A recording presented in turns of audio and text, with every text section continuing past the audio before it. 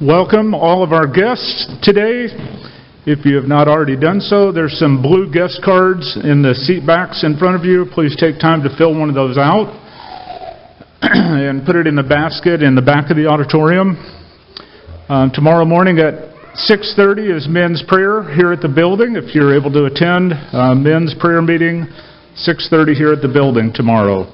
And at 10:30 tomorrow, ladies' class, if you're able to attend. 10:30 tomorrow morning. In the way of prayer concerns, if you've not already picked up one of the bulletins, be sure and pick up a bulletin. There are prayer requests in the bulletin and also news. There are some in the slot by the exit door. Remember those who are traveling. I'm not really aware of anybody who's traveling myself, although I'll update a prayer request from last Sunday about Mike and Vanessa coming back from Texas. I can say they made it home, and I know Larry made it home from Tennessee and arrived on Tuesday, so prayers are being answered when we pray about people who are traveling. Avis is ill, not here this morning. Be praying for Avis. Remember her in your prayers. And a note from Stacy, prayers that my attitude does not get in the way of God's work and my relationship with my coworkers. May I see a neon direction for next year.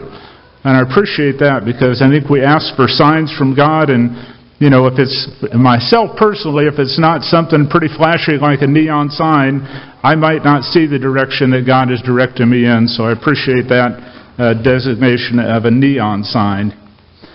I've got a letter that I'm paraphrasing, so bear with me. But dear fellow Christians and friends, this June, I, Deanna Tuttle, will be leading my second trip across the world to Indonesia with a group of students from Abilene Christian University. It takes, if you'd like to share in this ministry, it doesn't only take funds. If you have funds available and would like to give to this effort, this mission trip, we've got some information for you. Deanna Tuttle is our daughter who lives in Abilene.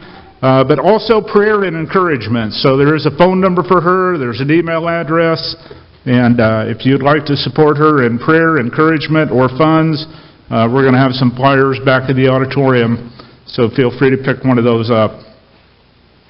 Let's go ahead and close out. I was going to say too, John, I appreciate all of your lessons, and this one particularly on singing and music, and my mother loved to sing.